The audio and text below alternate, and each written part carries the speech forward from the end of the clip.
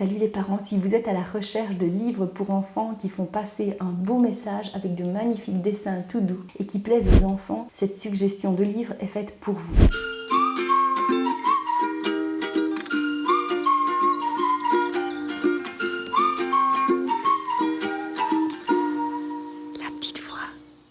Sur cette chaîne, je vous partage mes vidéos qui se situent au croisement entre la parentalité bienveillante et la pédagogie Montessori. Je vous partage des idées d'activités Montessori et vous offre plein d'astuces qui permettent une relation encore plus épanouissante avec votre enfant.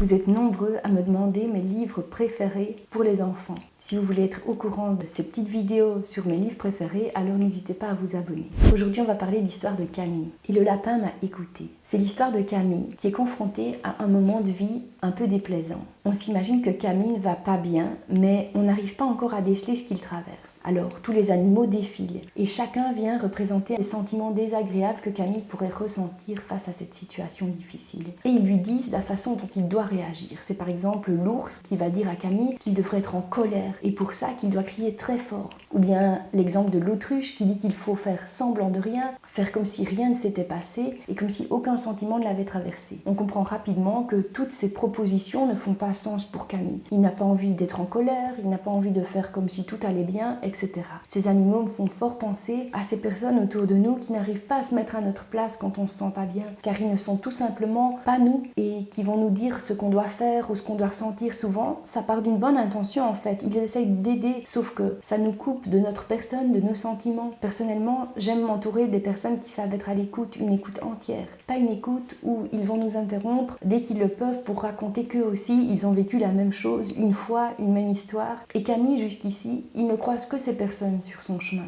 Jusqu'au lapin. Le lapin, pour moi, symbolise l'écoute empathique. Cet art de la présence où la personne est juste là, juste pour nous écouter totalement, dans le non-verbal, où elle disparaît pour n'être que présence pour nous, qui traversons quelque chose de difficile. Le lapin, il n'impose rien, ni sentiment, ni réaction à avoir. Il accepte tout simplement ce que traverse Camille, et il est là pour lui ou pour elle. Il permet à Camille de cheminer et de ressentir ce qui le traverse. Il ne le coupe dans aucun de ses sentiments, même si ce sont parfois des sentiments que notre société n'aime pas voir, comme la colère ou la vengeance. Il accepte Camille tel qu'il est, là et maintenant. Et il lui permet d'arriver à une paix intérieure à force de s'être senti libre d'être qui il est réellement. Alors ce qui me plaît beaucoup aussi, c'est que c'est un livre non genré. Oui, c'est un petit détail du livre qui m'a beaucoup plu. On ne sait pas avec précision si Camille c'est une fille ou un garçon, dans la manière dont il est dessiné ou son prénom. Alors bien sûr, je pense qu'un petit accord de la langue française permet de le décoder, même dans le titre, mais l'enfant pourra s'identifier à ce personnage, peu importe son sexe, vu qu'il n'a pas conscience de cet accord de la langue française. Alors est-ce que c'est un livre qui est Montessori ou pas? Ce livre fait parler des animaux, donc dans ce sens, c'est pas du tout Montessori. Par contre, Montessori est très à l'écoute de l'enfant. Elle le met au centre de ses observations, elle ne lui impose pas des intérêts qu'il n'a pas. Et ce qui me séduit dans ce livre, vous l'aurez compris, ce ne sont pas les animaux, mais bien le message derrière. Alors à partir de quel âge? C'est un livre que j'ai commencé à lire à ma fille dès ses 2 ans. Il est très simple, il a peu de pages. Je ne garantis pas que l'enfant comprendra le message de l'écoute empathique directement, mais il sera sous-jacent. Et à force de lecture, je pense qu'il pourra le ressentir. Camille, au début, elle joue avec ses blocs. Et c'est comme ça que tout va commencer. Les jours qui suivent la lecture de ce livre, je vois l'intérêt de ma fille pour ces blocs renaître. Et elle essaye parfois de reproduire le château de blocs de Camille. C'est un livre qu'on sait jouer en pièce de théâtre, tant les textes sont caricaturés. Je pense que je jouais tellement bien la colère de l'ours que ma fille a même commencé à avoir peur des ours. Donc n'exagérez quand même pas trop. Pour le reste, c'est son petit prix qui est extra aussi. Il coûte moins de 10 € si j'ai bon souvenir et ça peut aussi être un super cadeau.